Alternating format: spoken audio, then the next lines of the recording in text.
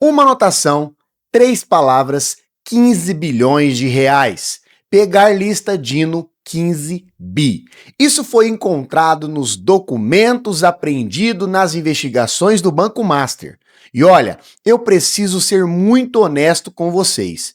Eu não sei o que isso significa. Ninguém sabe ainda, mas o nome tá lá, escrito, apreendido pela PF, e o ministro Flávio Dino, do STF, já negou qualquer envolvimento. Mas aí vem a pergunta que não quer calar. Se é mentira, de onde veio esse nome no documento de investigação bilionária?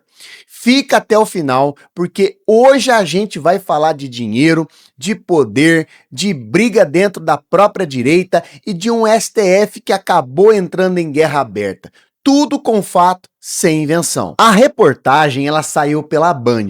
Nos documentos que estão sendo ligados às investigações sobre os precatórios e também movimentações do Banco Master, uma anotação com os seguintes dizeres: pegar lista Dino 15 bi. Só isso já seria suficiente para explodir qualquer trend. Mas calma, a assessoria de Flávio Dino se manifestou rapidamente. O ministro não tem patrimônio nem processos relacionados a precatórios nesse valor. Ponto. Isso é o que existe oficialmente até agora. E o que as autoridades estão fazendo?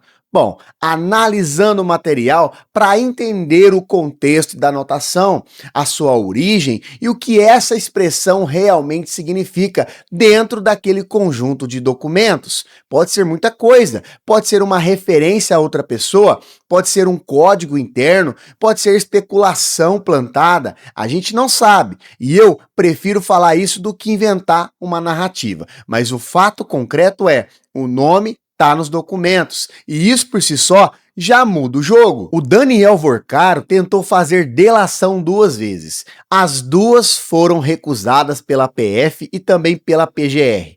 Mas aí o ministro André Mendonça, que revelou algo que poucos esperavam ouvir no julgamento do STF, que um advogado foi até ele propor uma delação seletiva, na cara dura, e Mendonça respondeu na ascensão sem papas na língua. Delação seletiva comigo, não. Pensa no que isso significa. Alguém chegou no relator do caso e disse: a gente delata, mas escolhe o que entrega. Isso não é colaboração com a justiça, isso é negociação de sobrevivência, e enquanto isso, pai e primo de Vorcaro, Henrique e Felipe, continuam presos. A segunda turma do STF votou pela manutenção das prisões preventivas, placar 4-1. O único voto pela soltura de Gilmar e Mendonça foram para cima um do outro dentro da sessão. E não foi debate, foi simplesmente embate. Gilmar comparou a operação contra o Master com a Lava Jato. Disse que as prisões podem estar sendo usadas como pressão para obter delações. Diz que juiz não pode agir como delegado. Mendonça rebateu direto: estão havendo ministro, Gilmar.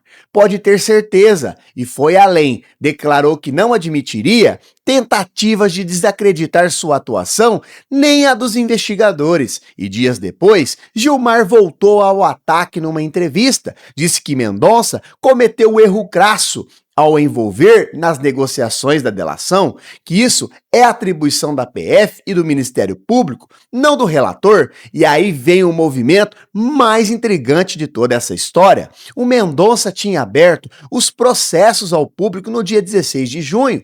Uma semana depois, recolocou tudo sob sigilo, logo depois que o Gilmar marcou o julgamento sobre as prisões do Vorcaro. Coincidência? Não, né?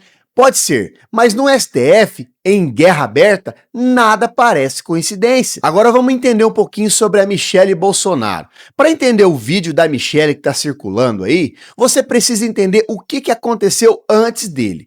Tudo começou em dezembro do ano passado. O PL estava articulando uma aliança com Ciro Gomes no Ceará.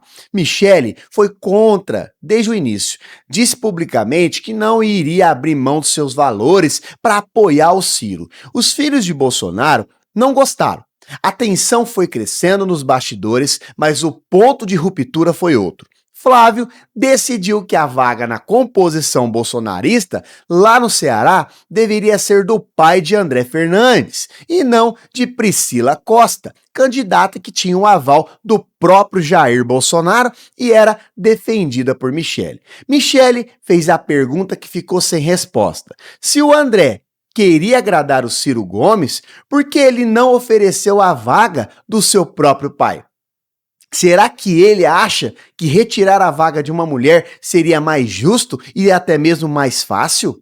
Ninguém respondeu e ela guardou isso. Durante um evento, o Flávio ligou para Michele e nessa ligação, segundo ela, disse que seria melhor ela ficar fora das decisões do partido, que ela havia chegado ontem, que não entendia nada de política. Bom, uma mulher que elegeu mais de 1.000 candidatas em 2024 ouviu isso e não esqueceu. Nós sabemos que o Flávio estava lá em Miami. Ingresso do Jogo do Brasil ganho de um amigo, no momento em que ele já sangrava nas pesquisas por causa do Banco Master.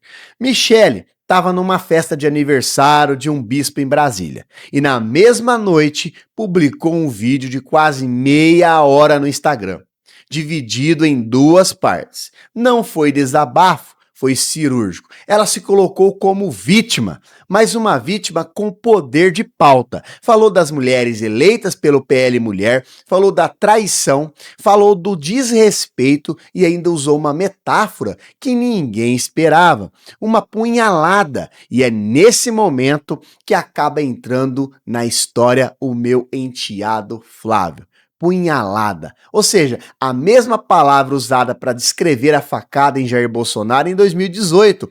Não foi acidente de linguagem, foi escolha, e o público evangélico entendeu o recado. E no final do vídeo, ela acabou citando a palavra Deus 7 vezes, fez uma pregação, falou em perdão, mas deixou claro que perdoar não é o mesmo que continuar o relacionamento. Rompimento definitivo, com transmissão ao vivo para milhões de seguidores. E é claro que o vídeo não viralizou, ele explodiu. Em menos de 2 horas, só entre 18 e 20 horas do dia 24, os posts no Instagram e Facebook geraram 1,37 milhão de interações.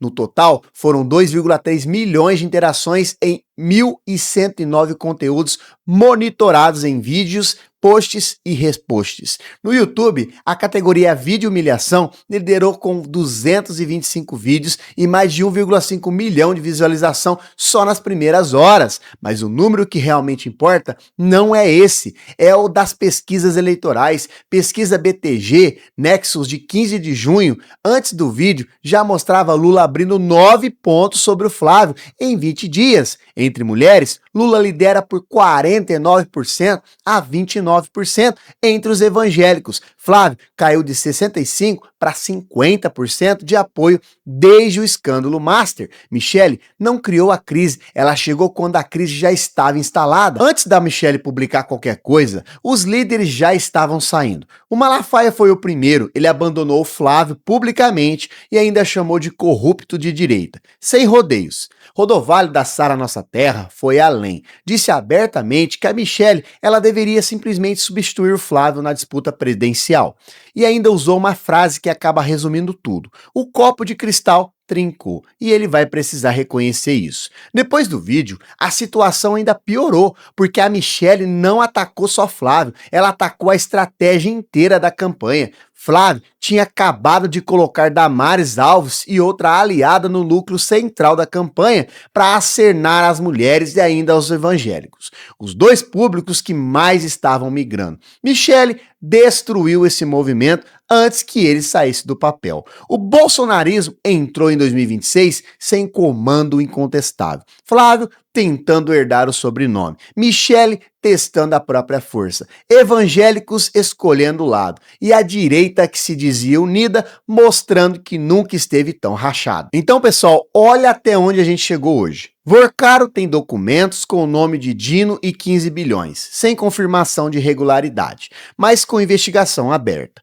O STF está em guerra interna com Gilmar e Mendonça, que está trocando farpas em sessão pública.